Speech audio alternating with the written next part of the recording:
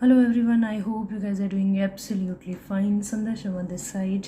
और आज शॉक का लास्ट एंड फाइनल वीडियो बनने जा रहा है। शॉक पूरी तरह से हर एक पोर्शन शॉक का कंप्लीट किया जा रहा है इस वीडियो में आज। और अगर आपने पुरानी वीडियोस नहीं देखी है तो it will be very difficult to understand all these types. तो इसलिए पुरानी वीडियोस, दोनों वीडियो ज़रूर देखना, स्पेशली हाइपोवॉल्यूमिक ज़रूर देखना, क्योंकि हाइपोवॉल्यूमिक अगर ढंग से पढ़ा हुआ है तो सारे शॉक्स में ऑलमोस्ट वही सेम चीज़ें। नेक्स्ट हम मूव ऑन करते हैं ट्रॉमेटिक शॉक के बारे में बात करने के लिए। ठीक है, ट्रॉमेटिक में क्या हुआ, टिश्यू है, टिश्यू में ट्रॉमा हुआ। ठीक है, ट्रॉमा उसकी वजह से क्या हुआ, अब वहाँ पे कोआगुलेशन सिस्टम एक्टिवेट हो जाएगा और छोटे छोटे जो है थ्रोम्बस बनने लग जाएंगे। ये थ्रोम्बस जो है मे बी, ये कंफर्म नहीं है कि ऐसा हो, पर मे बी ये पल्मोनरी जो माइक्रोवेस्कुलेचर है, पल्मोनरी आर्टरी है, वेन है, उनको ब्लॉक कर सकते हैं। इसकी वजह से क्या हो जाएगा कि पल्मोनरी रेजिस्टेंस बढ़ जाएगा और वहाँ से ब्लड फ्लो डिफिकल्ट हो जाएगा। इसकी वजह से जो है जब पल्मोनरी रेजिस्टेंस बढ़ेगा, अभी हमें पता है पल्मोनरी आर्टरी कहाँ से निकलती है, राइट वेंट्रिकल से निकलती है। यहाँ पे प्रेशर बढ़ेगा, प्रेशर यहाँ पे भी बढ़ेगा, इसको भी ज़्यादा जोर लगाना पड़ेगा, राइट वेंट्रिकल को ज़्यादा जोर लगाना पड़ेगा, तो राइट एट्रियम को भी ज़्यादा जोर लगाना पड़ेगा। तो ओवरऑल यहाँ पे इस पोर्शन में प्रेशर जो है इंक्रीज हो जाएगा। और नेक्स्ट इज ये कैपिलरी परमिएबिलिटी को भी बढ़ा देता है। ठीक है, टिश्यू जहाँ पे डैमेज होता है, ट्रॉमा। क्लिनिकल फीचर्स की बात करें, सेम है हाइपोवॉल्यूमिक जैसे, डिफरेंस सिर्फ इतना है कि इसमें पल्मोनरी और पेरिफेरल इडीमा देखने को मिलता है फॉर ऑब्वियस रीजंस, क्योंकि ये उनको सर्कुलेशन को ब्लॉक करने की कोशिश कर रहा है। ठीक है, जो थ्रोम्बा है वहाँ पे बन रहे। Next is cardiogenic shock. Cardiogenic नाम ही सजेस्ट कर रहा है कि कार्डियोजेनिक का मतलब क्या हो सकता है। तो कार्डियोजेनिक के जो कॉजेज है वो भी कार्डियक ही है। Myocardial infarction, congestive cardiac failure, arrhythmias, आर्टियल hypertension, pulmonary embolism, इनकी वजह से जो है कार्डियोजेनिक शॉक की कंडीशन हमें देखने को मिल सकती है। और इसमें बेसिकली हो क्या रहा है, कार्डियोजेनिक में इतना याद रखना कि वेंट्रिकुलर डिसफंक्शन हो रहा है। ठीक है, और किसी चीज़ का डिसफंक्शन नहीं हो रहा, वेंट्रिकुलर डिसफंक्शन हो रहा है। और ये बहुत ऑब्वियस चीज़ है, जब यहाँ का डिसफंक्शन होगा तो आगे ब्लड जो है लंग्स में नहीं जाएगा, लंग्स में कम जाएगा तो इधर लेफ्ट हार्ट में कम आएगा।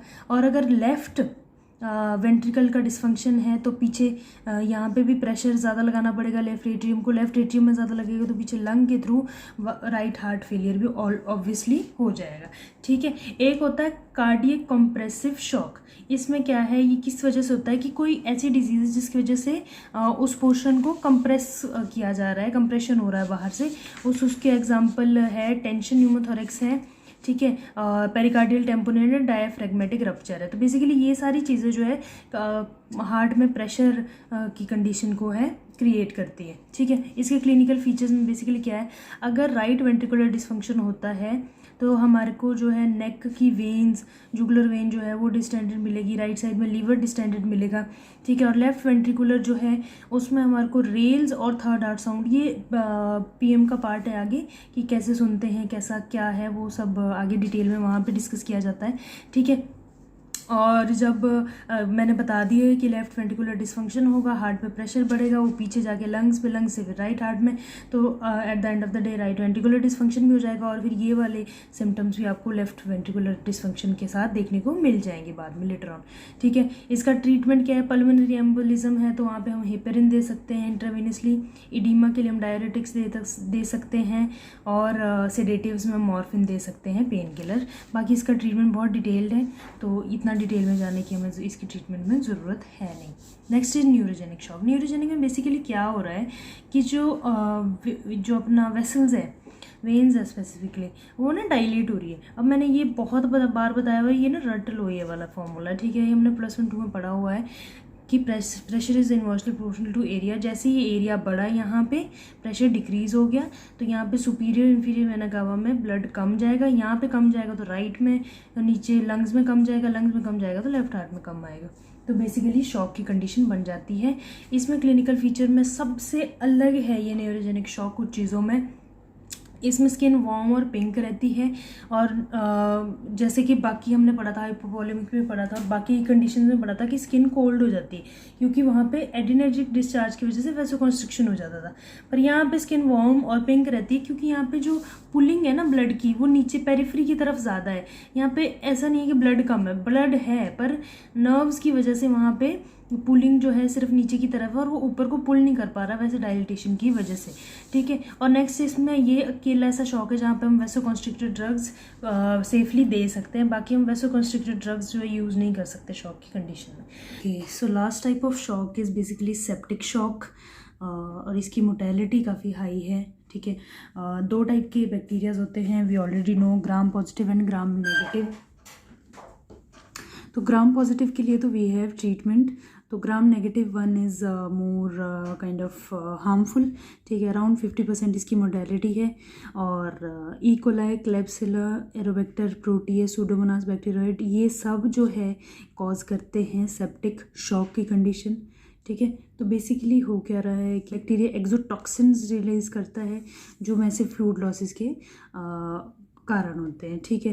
तो इसमें ग्राम पॉजिटिव के एग्जांपल है क्लोस्ट्रीडियम टेटनाई एंड परफेरेंजिस और Streptococcus, staphylococcus and pneumococcus. But इसमें कोई भी कार्डियक आउटपुट में डिक्रीज नहीं होता है, बहुत रेयर होता है ऐसा कि आपका कार्डियक आउटपुट डिक्रीज रहे, इसमें कार्डियक आउटपुट डिक्रीज नहीं होता है, ठीक है। रीज़न पहले भी हम ऑलरेडी थोड़ा बहुत डिस्कस कर चुके हैं। Gram negative one is more important and more kind of harmful. So if you talk about gram negative bacterias, ये usually systems which is very prone, जिसकी वजह से ये बैक्टीरिया एंटर करता है बॉडी में, that is genito urinary system and respiratory and GI system. ये इसी उसमें है कि सबसे ज़्यादा जेनेटिक यूरिनरी की वजह से होता है और सबसे कम जो है जीआई की वजह से होता है, और उससे भी कम बाकी सिस्टम्स की वजह से बैक्टीरियाज अंदर बॉडी में एंटर करते हैं। तो इसके क्लिनिकल फीचर्स बेसिकली क्या है, सेप्सिस का क्लिनिकल फीचर होता है फीवर, तो इसमें चिल्स विद फीवर है क्लिनिकल फीचर्स सेप्टिक शॉक का, ठीक है। 2 स्टेजेस होती है, शुरू में टेम्परेचर बढ़ता है, फिर बाद में टेम्परेचर जो है कम हो जाता है, ठीक है। अर्ली वार्म स्टेज में बेसिकली क्या हो रहा है, वैसोडाइलेटेशन हो रही है, ठीक है। और टॉक्सिन की वजह से जो टेम्परेचर बढ़ा था, ऑब्वियसली बॉडी का ये रिस्पॉन्स है इसके लिए, ठीक है, कि जब कोई फॉरेन बॉडी अंदर आ रही है तो बॉडी अपना टेम्परेचर बढ़ाती है। जब टेम्परेचर बढ़ेगा तो वैसोडाइलेटेशन होगी तो रेजिस्टेंस कम होगा, ठीक है। अभी वैसोडाइलेटेशन जब होगी, मान लो इनिशियल वेसल ऐसी थी और अब वेसल जो है डायलेट होगी, तो एक ना उसका रेजिस्टेंस भी कम हो जाएगा, ठीक है, क्योंकि ज़्यादा स्पेस उसको मिल गया। रेजिस्टेंस कम होगा तो बॉडी को, हार्ट को पंप करने में आसानी होगी, तो इसलिए कार्डियक आउटपुट जो है कम नहीं होता है, ठीक है। ये रीज़न है, वन ऑफ द रीजंस, ठीक है। उसके बाद लेट कोल्ड स्टेज की बात करते हैं, तो इसमें जो अपनी कैपिलरी है या वेस्कुलर सिस्टम है उसकी परमिएबिलिटी बढ़ जाती है टॉक्सिन्स की वजह से, और इस वजह से जो है हाइपोवॉल्यूमिक की कंडीशन और वर्स हो जाती है। परमिएबिलिटी बढ़ेगी और जो है अपना अंदर का फ्लूइड बाहर जाएगा और हाइपोवॉल्यूमिक की कंडीशन आ जाएगी, तो it is more kind of a hypovolaemic shock. Hypovolaemic shock is very important, very very important. If you don't know that shock, आपको कोई भी शॉक समझ नहीं आएगा, and I have already discussed very nicely that thing, ठीक है। इसका treatment obviously अब एंटीबायोटिक्स हम सिफिलुथिन, जेंटामाइसिन, क्लिंडामाइसिन, क्लोरोमाइसिन, इन सब से स्टार्ट कर सकते हैं। हम स्टीरॉइड्स दे सकते हैं, ठीक है, शॉर्ट टर्म के लिए। लास्ट सिंड्रोम में, crush syndrome, it is more kind of a traumatic shock, तो if you know traumatic shock, आपको उसमें कोई डिफ़िकल्टी नहीं होगी। हमारा शॉक है, शॉक हम पूरा कंप्लीट कर चुके हैं, और अभी नेक्स्ट वीडियो में हम acid base balance, which is also very important topic, वो कवर करेंगे। और शॉक के 3 पार्ट है, तीनों देखोगे तभी समझ आएगा शॉक क्या है, and it is very important, it can come in a long question format in your exams, so please go through this, and if you watched my video, it will be very very easy for you to tackle that thing, ठीक है। और अभी अगली video में मिलते हैं, till then follow us on Instagram, and you can ask any questions there, ठीक है। कमेंट कर लो नेक्स्ट वीडियो कौन से टॉपिक्स पे चाहते हो, कौन से सब्जेक्ट्स पे चाहते हो, और हमें जनरल सर्जरी कवर करनी है इस महीने के एंड में। हम कोशिश करेंगे जनरल सर्जरी आपको सारी सर्व कर दी जाए। Thank you so much for watching, will see in the next one, bye bye for now, bye.